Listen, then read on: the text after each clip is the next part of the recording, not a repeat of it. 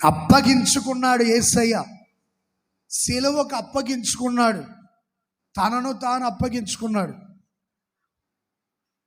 శ్రమలకు అప్పగించుకున్నాడు, దాటువారికి తన వీపును దారిగా చేటుగా అప్పగించుకున్నాడు. ఇప్పుడు తల వంచి ఆత్మను తండ్రికి అప్పగించుకున్నాడు యేసయ్య. సిలువ శ్రమలు ఉన్నాయంటే పిరికి వాళ్ళ వెనక్కి రాలా, ముందుకే వెళ్ళాడు. అప్పగిస్తారా? అప్పగించండి. మీరు అప్పగించేది ఏంటి? నేనే అప్పగించుకుంటున్నా శ్రమలకి. ఆచరించేసరికి కొంచెం ఇబ్బందిగా అనిపిస్తుంది, చెప్పేదానికి ఈజీగా ఉంటుంది, ఆచరించాలంటే కష్టంగా ఉంటుంది. యేసు ప్రభు చెప్పిందే చేశాడు. నన్ను అప్పగిస్తారు, నేనే అప్పగించుకుంటా. ఆయన చెప్పాడు, ఆచరించాడు. చెప్పడమే కాదు, ఆచరించాడు. అప్పగించుకున్నాడు శ్రమలకి, సిలువకి, కష్టానికి. మీరు అప్పగించుకుంటారా? ఒక సంఘాన్ని గురించి సేవకులు భయంకరంగా చెప్పుకునేవాళ్ళు. సంఘాన్ని గురించి, అమ్మో ఆ సంఘం అలా ఉంటుంది, ఆ సంఘం ఇలా ఉంటుంది, అక్కడ జనాలు అలా ఉంటారు, అక్కడ జనాలు ఇలా ఉంటారు, అక్కడ చాలా కష్టంగా ఉంటుంది సేవ అని తెగ చెప్పుకునేవాళ్ళు. ఏంట్రా ఇలా చెప్పుకుంటున్నారు అనుకునేవాడిని. ఒకరోజు యేసన్న గారు నన్ను పంపించారు ఆ సంఘానికి. ఇంకా చూడండి ఎలా ఉంటుంది నా పరిస్థితి. వెనక్కి వెళ్దామా? అసలు యేసన్న గారు చేతగానుడు, నువ్వు సేవ అంటే పో, ఇంటికి పో, సూట్ కేసు సర్దుకొని. పెట్టిన చోటు ఉండకుండా సేవ చేసి నువ్వు సేవకుడు ఎలా అవుతావు? పో పో పో, సేవ అక్కర్లేదు, పో, ఇంటికి పో. యేసన్న గారు చెప్పిన చోటుకి వెళ్ళాలి, అది ఎలాంటిదైనా సరే. వెళ్ళిపోయి అనానికి ఏదైనా సంఘం ఉంటే అప్పు చెప్పన్నా, సంఘం అయితే నేను చేయలేను అంటే కుదరని పనులు అవన్నీ. యేసన్న గారు స్కూల్ మార్చాడంట వాళ్ళ నాన్న. స్కూల్ మంచిది కాదు. యేసన్న గారు అంటే నా బుద్ధి మంచిది కాదు, నాకు చదువు అవ్వదు, ఎన్ని స్కూల్ మారిస్తే ఏం ప్రయోజనం? సేవ చేతగానోడు ఎక్కడ పెడితే ఏంటి ప్రయోజనం? సేవ చేయడం చేతగాను నీ ఎక్కడ పెడితే ఏం ప్రయోజనం? అని అక్కడ పంపించొద్దని, ఇక్కడ పంపించొద్దని కొంతమంది అడుక్కుంటుంటారు. యేసన్న గారి దగ్గర ఎవరైనా ఇట్లా చేస్తే, అరే నీకు పలానా ఊరు అప్పచెప్తున్నా, అక్కడ 100 మంది సంపాదించుకుపో, నీకేమైనా అవసరం అన్నప్పుడు పంపిస్తే అక్కడే ఉండి సేవ చేసుకుపో అనేవాడు అన్న. యేసన్న గారు ఓవర్ యాక్షన్ చేస్తే, సరే నాన్న నీకు పెద్ద సంఘం నేను ఇవ్వలేను, కానీ పలానా పెద్ద ప్రాంతం ఇస్తున్నా, పో అక్కడ పోయి సంపాదించుకో 200 మందిని. అప్పుడు కనపడి నాకు 100 మందిని సంపాదించి అనేవాడు. ఇప్పుడు సంపాదించి పెట్టినా వాళ్ళు కుదరట్లా, ఎందుకంటే సీనియర్లు. మాట్లాడడానికి చేత కాదు, క్రమం తెలియదు, పద్ధతులు తెలియదు, నడిపింపు తెలియదు, నడిపించే వాళ్ళని గౌరవించాలని కూడా తెలియదు. మోషే చిన్నవాడే, అహరోను పెద్దోడే, అంతే. నా తమ్ముడు నాకు దేవుళ్ళ అంటేవాడు, అంతే. ఈ జ్ఞానం ఉందా ఎవరికైనా? ఆయనకి నడిపించి ఒక నాయకత్వం ఇచ్చి నాకు దేవుళ్ళ అంటేవాడు, ఆయన ఏం చెప్తే నేను అది చేస్తాను. మోషే కూర్చోరా, నేను నీకంటే పెద్దోని, నోరు మూసుకొని నేను చెప్పింది ఏంటంటే ప్రభు కొడతాడు ముందు. ప్రతి ఒక్కరూ అప్పగించుకోవాలి దేవునికి. పంపించారు యేసన్న గారు పలానా చోటుకి వెళ్ళరా అని. భయం వేస్తుందో, ప్రక్కన ఏం జరుగుతుందా అని కలవరపడుతున్నా. ఇలాంటి సంఘానికి పంపించాడు. ఈ సంఘం కాదు, ఇది చాలా సంఘం, దండం పెట్టుకోవచ్చు ఈ సంఘానికి. Praise the lord. పిడిగిరాల సంఘ విశ్వాసులు చాలా చాలా చాలా మంచోళ్ళు. దేవుడు మిమ్మల్ని ఆశీర్వదించును గాక. మినిస్టర్లు అన్ని సంఘాలు మంచివే, కానీ కొంతమంది మాట్లాడుకుంటుంటారు కదండి. ఆ మాట నా మనసులో పడి నాకు భయం వేసింది. ఇప్పుడు ఎలా పోవాలి ఆ సంఘానికి అని భయపడతా ఉన్నా. సరే దేవుడు ఒక ఆలోచన చెప్పాడు, ప్రార్థన చేసుకోమని. 3 రోజులు ఉపవాసం ఉండి ఎక్కడికి వెళ్ళకుండా రూమ్లోనే కూర్చొని ప్రార్థన చేసుకుంటే ప్రభు నాతో మాట్లాడుతున్నాడు. ఇది నేను నీకు అప్పగించిన సంఘం, దీన్ని నువ్వు కాపాడాలి. దీన్ని కాపాడేది ఎవరు? మీరే కదా. నువ్వు కాపాడుతావని నిన్ను పంపించాను ఈ సంఘానికి.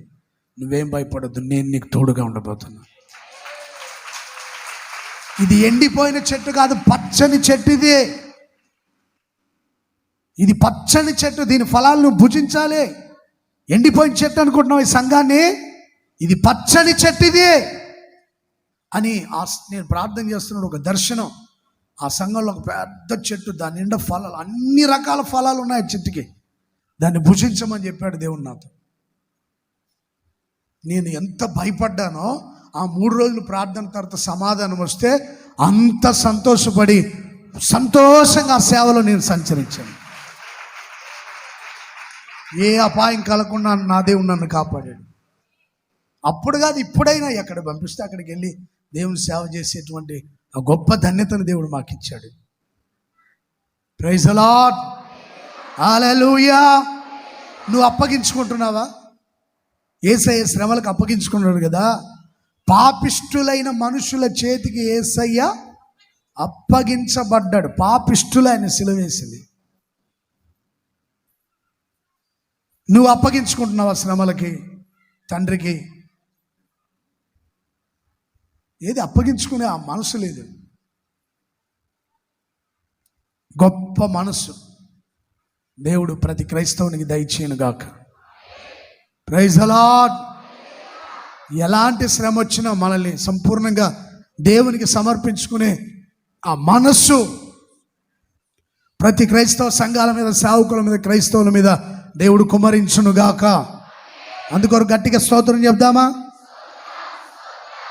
స్తోత్రం, స్తోత్రం, స్తోత్రం, స్తోత్రం, స్తోత్రం, స్తోత్రం, స్తోత్రం. మన ఆత్మని తండ్రి చేతికి అప్పగించుకునేటట్లుగా స్తోత్రం చెప్దామా? స్తోత్రం, స్తోత్రం. ఎవరి చేతికి మీరు ఎవరిని అప్పగించుకోవద్దు, దేవుని చేతికి అప్పగించుకోండి, ఆయన నడిపిస్తాడు. లూకాసు వర్తమానం 23:45. అప్పుడు యేసు గొప్ప శబ్దముతో కేక వేసి, తండ్రి, నీ చేతికి నా ఆత్మను అప్పగించుకొనుచున్నాను, సమాప్తమైనదని ప్రాణము విడిచెను. Praise the lord. చెప్పాలి గట్టిగా, సమాప్తం. నా ఆత్మని నీ చేతికి అప్పగించుకొనుచున్నాను. ఇలాగూ చెప్పి అది యేసయ్యకి తెలుసుగా నేను మరి కొద్ది క్షణాల్లోనే తండ్రి దగ్గరికి వెళ్ళిపోతున్నానని తెలుసు ఆయనకి. పరలోకంలో దూతలు ఆయన పరిచర్య నెరవేర్చేదానికి ఆయన తండ్రి చేతికి ఆత్మను ముగించబడుతుందని తెలుసు ఆయనకి.